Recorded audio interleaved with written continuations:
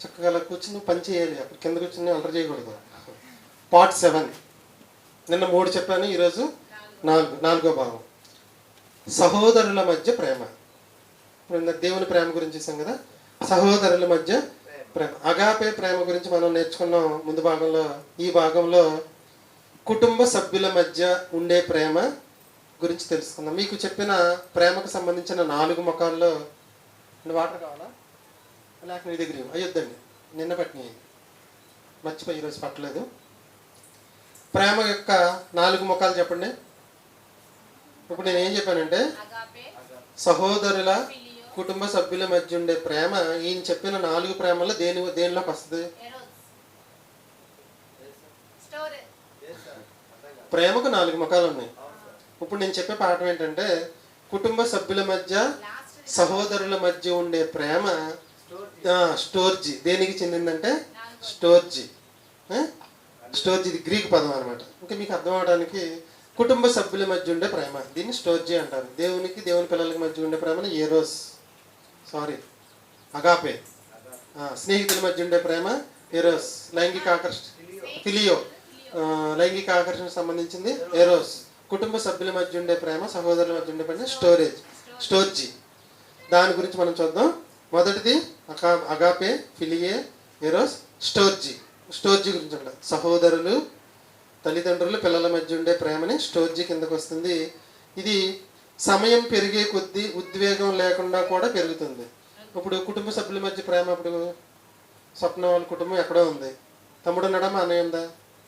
తమ్ముడు. కోటేశ్వర కూడా తమ్ముడు ఉన్నాడు. దూరంగా ఉన్నారు. సమయం గడిచే కొద్దీ ఈ ప్రేమ ఏమవుతుందంటే పెరుగుతూనే ఉంటుంది, తగ్గదు. దూరం అయింది కదా అని తగ్గటం ఏమీ ఉండదు. దీనిలో ఆకర్షణ ఉంటుంది కానీ లైంగిక ఆకర్షణ ఉండదు. ఈ ప్రేమలో ఏముండదు? ఆకర్షణ ఉంటుంది కానీ లైంగిక ఆకర్షణ మాత్రం ఉండదు. దీంట్లో ఉండేది ఏంటంటే ఓన్లీ రక్త సంబంధం మాత్రమే ఈ ప్రేమ అనేది ఏర్పడుతుంది. రక్త సంబంధం వలన ఏర్పడే ప్రేమ. ఇది దీర్ఘకాలం ఉంటుంది. దీర్ఘకాలం ఈ ప్రేమ సహిస్తూనే ఉంటుంది. సన్నిహితత్వం వల్ల ఇది ఏర్పడుతుంది. సహోదరుల మధ్య, తల్లిదండ్రులు పిల్లల మధ్య ఉండే ప్రేమే ఈ ప్రేమ.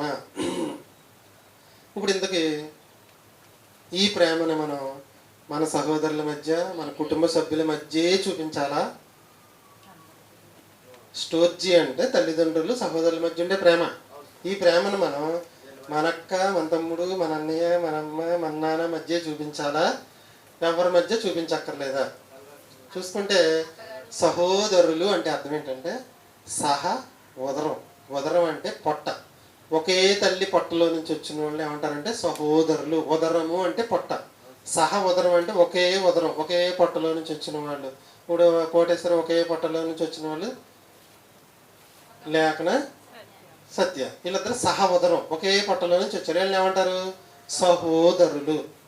ఇప్పుడు ప్రేమ ఏళమయాన్ని ఉంటే సరిపోద్దా, విస్తరించాలా? ఉదాహరణకి మనం అందరం ఆవుపట్లోంచి వచ్చాం. ఆదం పక్కటింపులోంచి వచ్చింది. ఆదం ఎక్కడి నుంచి వచ్చాడు? దేవుని నుంచి వచ్చాడు. మనం అందరం ఏ ఉదరంలో నుంచి వచ్చాం? దేవుని గర్భంలోంచి వచ్చాం. ఇప్పుడు కాబట్టి ఇదే ప్రేమ అందరి పట్ల కనపరచాలి. అంతే చెప్పాను, ఒక్కరోజు తవ్వదు ఈ ప్రేమ.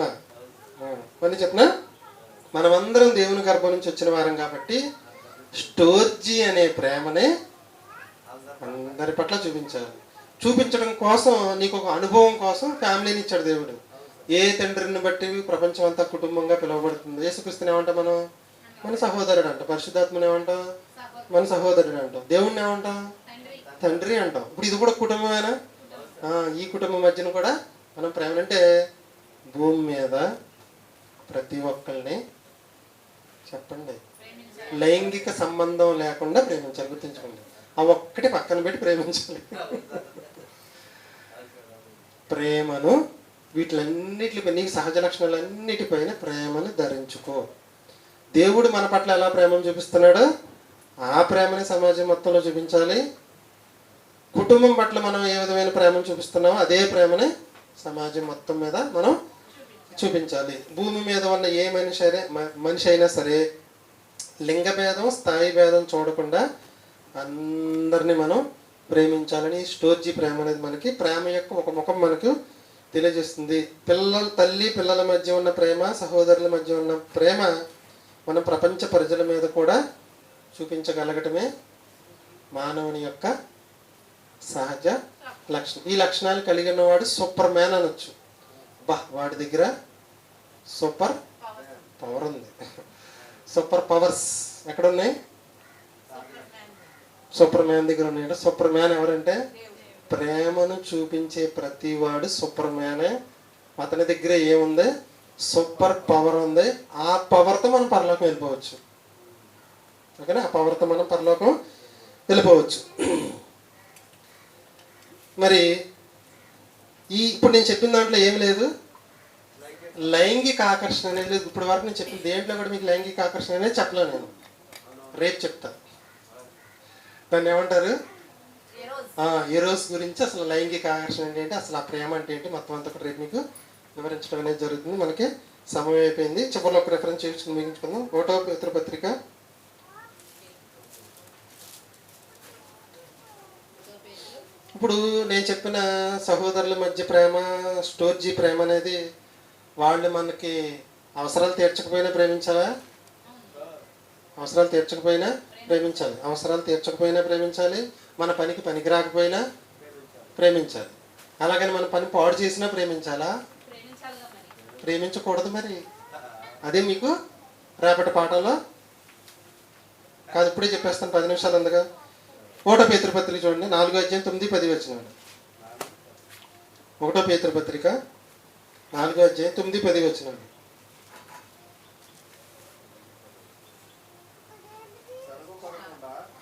ఏం తీసావు నువ్వు?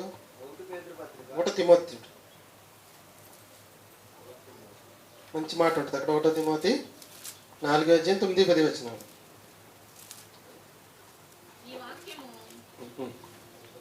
1వ యోహాను చూడండి పోనీ. అంతే. 1వ యోహాను పత్రిక 4వ అధ్యాయం 9, 10 వచనాలు. మనము ఆయన ద్వారా జీవించినట్లు దేవుడు తన అద్వితీయ కుమారుని లోకములోనికి పంపెను. దీని వలన దేవుడు మన యందుంచిన ప్రేమ ప్రత్యక్షపరచబడిన. 10వ వచనం కూడా చదవండి. మనము దేవునిని ప్రేమించి, మనం ఒకవేళ దేవుణ్ణి ప్రార్థన చేసి ప్రేమించేసి యేసుక్రీస్తుని పంపు పంపు పంపు పంపు అని అడిగితే పంపలా. దేవుడే మనల్ని ప్రేమించి మన పాపములకు ప్రాయశ్చిత్తమై ఉండుటకు తన కుమారుని పంపిణీ. పాటలు అప్పుడు పెట్టా, మీకు గుర్తుందో లేదో? ఇందులో ప్రేమ. ఇప్పుడు వచ్చే పాటలో వచ్చింది, మీకు మొదటి పాటలో వచ్చింది, ఇందులో ప్రేమ ఉన్నది అంటే. మళ్ళీ చదవండి 9, 10 వచనాలు.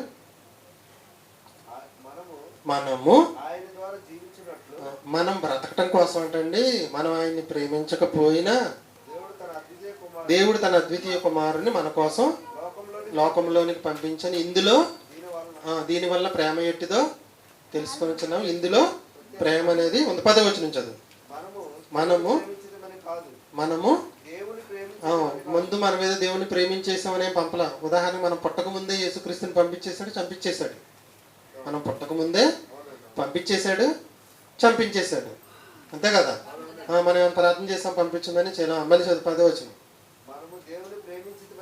మనము దేవుని ప్రేమించితమని కాదు, తానే మనల్ని ప్రేమించి మన పాపములకు ప్రాయశ్చిత్తమై ఉండుటకు తన కుమారుని. అంటే దేవుడు మనం ప్రేమించకపోయినా సంపూర్ణంగా ప్రేమించాడు. యేసుక్రీస్తు కూడా యోహాను సువార్త 13వ అధ్యాయం 1వ వచనం చూడండి. యేసుక్రీస్తు మనల్ని ఎంతగా ప్రేమిస్తున్నాడు?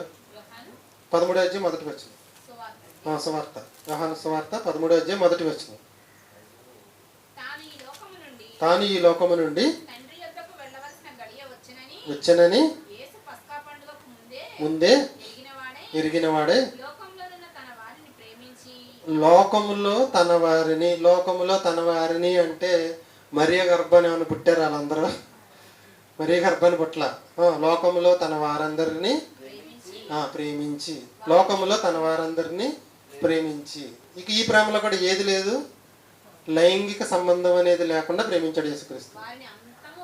వారిని అంతము వరకు ప్రేమించాడు. చచ్చిపోయే రోజు వరకు లోకంలో ఉన్న మనుషులు ప్రేమించాలండి. మనం అత్తనైనా, మావనైనా, కోడలనైనా, కూతురినైనా, మనవన్నైనా, మనవరాలనైనా, ఏ సంబంధం ఉంటే ఆ సంబంధం ఏం చేయాలంటే ప్రేమించాలి. అంతే, ప్రేమించాలి అంతే. ఎంతవరకు?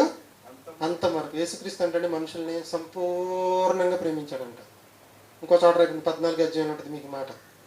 యేసు, మనము, పరిశుద్ధాత్ముడు, తండ్రి, ఇదంతా కలిపి ఒక కుటుంబం అనుకుంటే, ఈ కుటుంబంలో సహోదరులు ఎవరంటే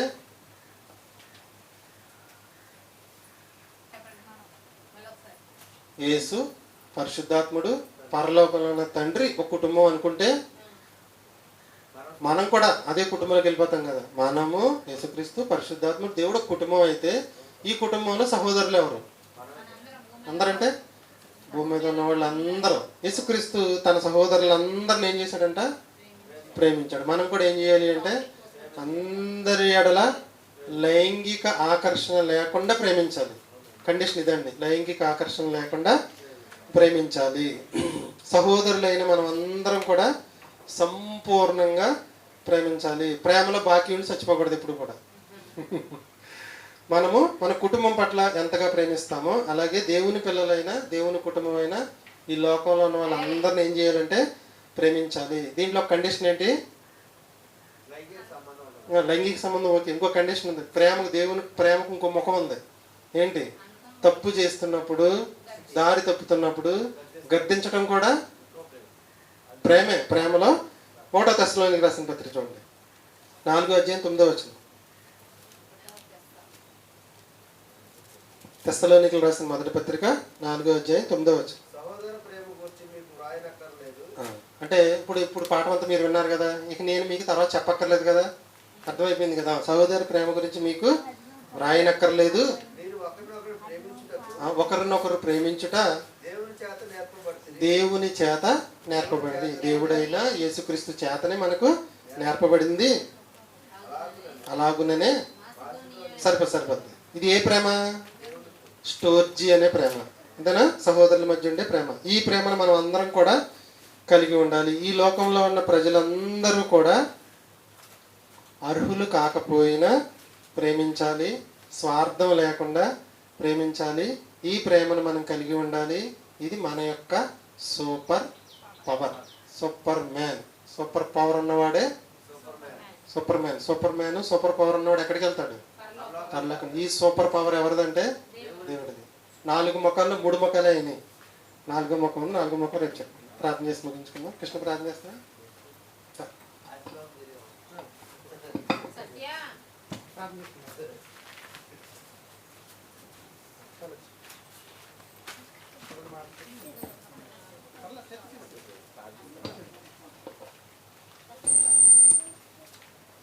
ప్రార్థన చేసుకుందామండి. నిజముగా సహోదరులు ఎలా మనం కానీ ప్రేమ కలిగి ఉంటే అండి చాలా ఉపయోగం ఉంటుందండి. అసలు వాళ్ళు ఎంత తప్పు చేసినా సరే మనం ఏం చేస్తామండి? క్షమించి వదిలేస్తామండి. నిన్న జరిగే చిన్న సన్నివేశం అండి. మా ఇంటి దగ్గరికి ఒక పిల్లోడు వచ్చాడండి. అంటే అనాథ పిల్లల తల్లిదండ్రులు ఎవరూ లేరండి. సరే, మా పిల్లలతో పాటు వాళ్ళని కూడా సమానంగా చూసుకుంటామండి మేము.